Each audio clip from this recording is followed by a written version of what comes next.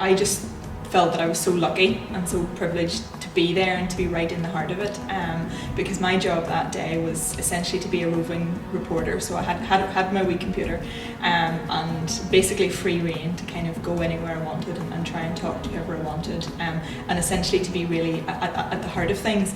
And you know, I knew, you know, as I said, I knew that it was a big day, but with hindsight, I mean, 10 years on, it's still probably the biggest thing that I've ever reported on. And it's funny because the day itself, there's so many little moments, I think, that stand out. And I remember standing actually not very far from here, just on that little mound of grass outside where the H-Block memorial is, and I was up there because there was a bit of a height, and I think it was about 1 or 1:30 in the afternoon. And I remember standing there and looking around, and all I could see on every street that feeds down to Roswell Street, that feeds down to the Bogside, was just people. You know, it was person after person after person. People started singing the song "We Shall Overcome." The hairs in the back of your neck. The atmosphere was absolutely electric, and we had walked a short distance there and to Guildhall Square, and thinking to my head, like, you know, our day will come. We can follow in their footsteps.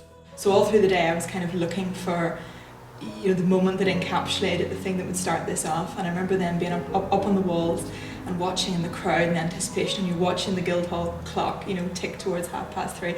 And it was that, I'm sure this is what everybody says, but it was the thumbs up out the window.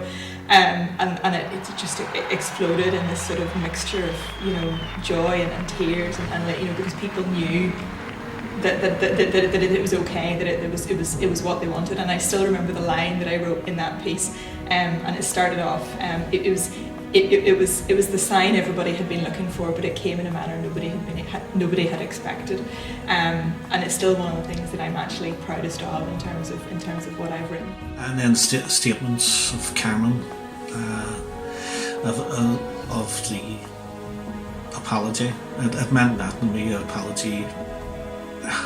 The Tory government had inherited the Saville inquiry. We know even in his statement that he says there'd be no more open-ended inquiries after Bloody Sunday. They've kept that promise. But it was good. It was fantastic for the families. We laughed, we cried with them.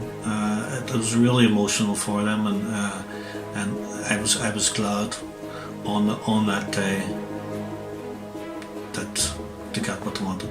When David Cameron apologised, and people around me were sort of muttering, you know, they were saying things like, you know, as Conservative Prime Minister, you know, he's not going to apologise, you know, and then he did, and the fact that was beamed on the screen, you know, so people were standing in the middle of Guildhall Square watching that was really significant.